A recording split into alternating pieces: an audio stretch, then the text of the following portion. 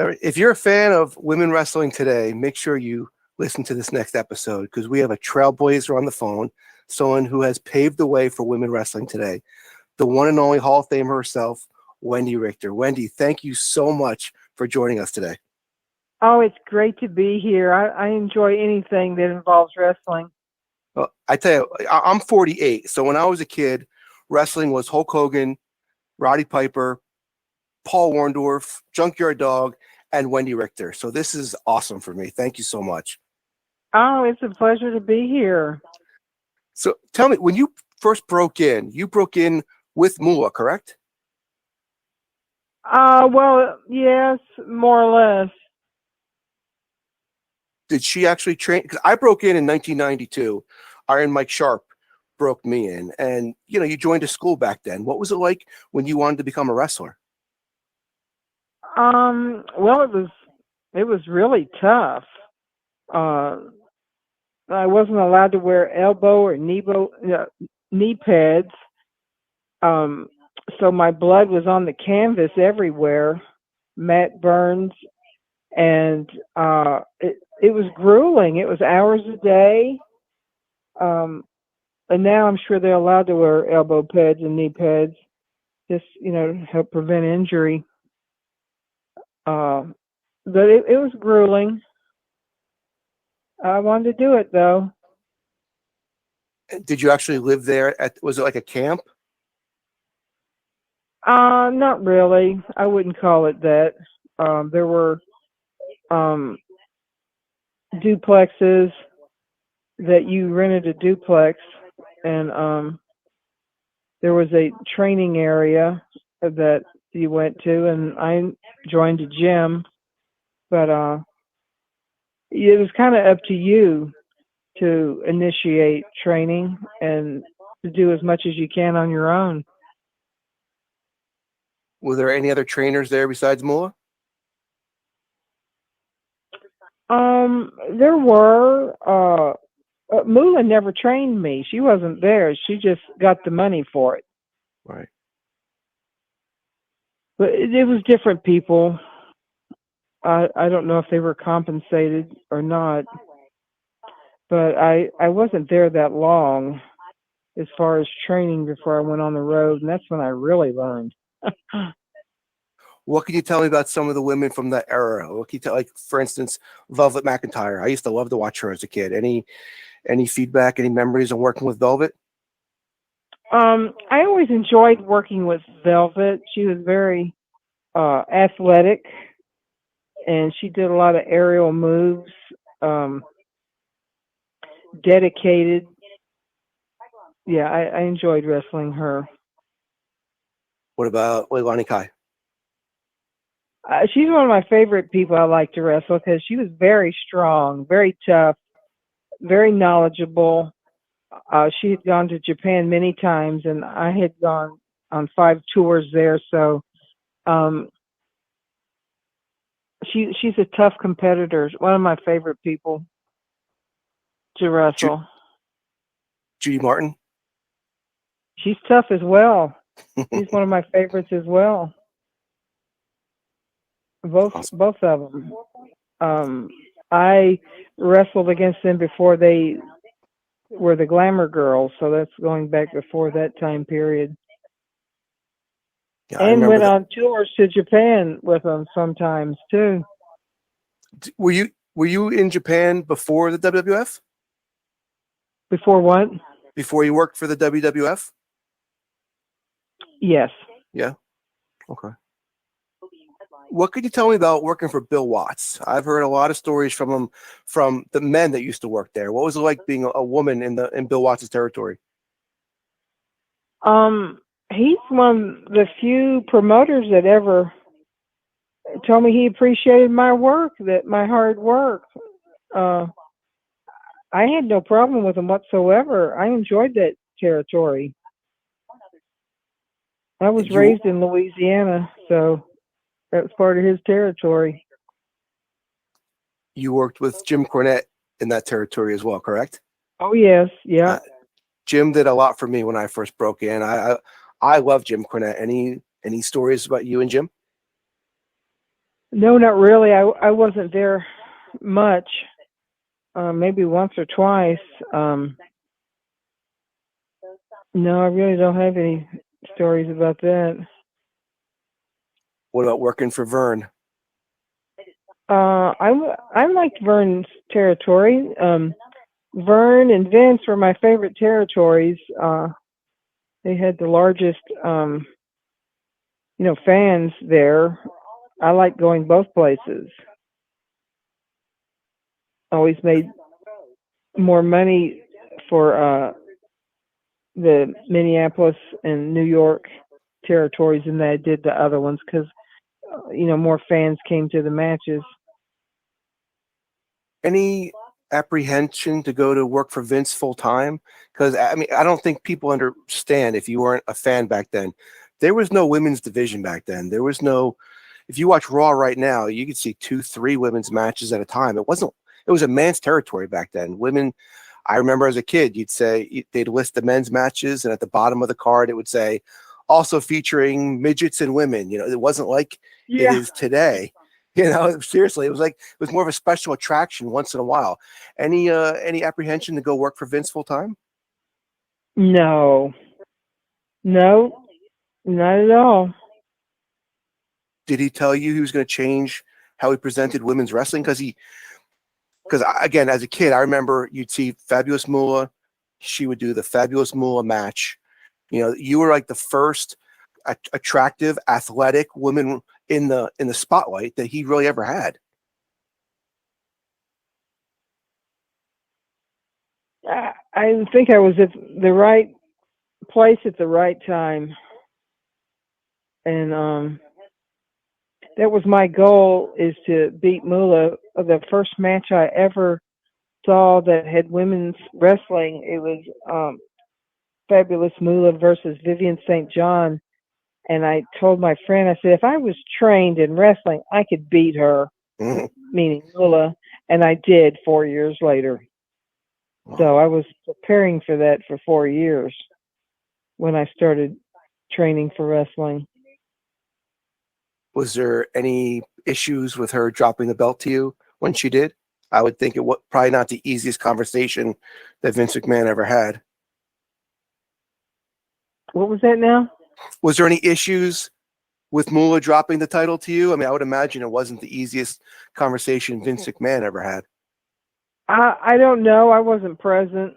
I don't know what was said between them. How was she to work with at first when you went to New York? She was always terrible to work with. Really? She wasn't that good of a wrestler. She did everything she could to hurt you, like kick you in the chest and the face, rip your hair out. Not really wrestling moves. Right. So you always had to protect yourself from areas that you normally wouldn't hit someone. Right. Which, you were always on guard with her that she was trying to hurt you, not just pin your shoulders. What was your experience like working with Cyndi Lauper? Oh, I loved her. What a nice person. What a nice person. Really, really good-hearted person. She's one of my favorite people. And just what a time for wrestling, those mid-'80s. What a boom. I mean, it really went from, the Fabolous Moolah, the slow-paced, darker arenas to, wow, this is showbiz now. Did you feel the shift when you were there? Like, this is not like the wrestling that people are accustomed to? Yes, I did. It was a very exciting period, but anytime I was working in the New York area, I always felt that it was different. And I was always treated with respect, but I always felt like it was actually like the Mecca of wrestling, that things were different there. And it was. It was probably, wrestling was more popular then than it had ever been. Right. For sure. What was the build up for you for WrestleMania 1 like? Did you have to work more? Were you on the road more? A lot of personal appearances? What was that build up for you like?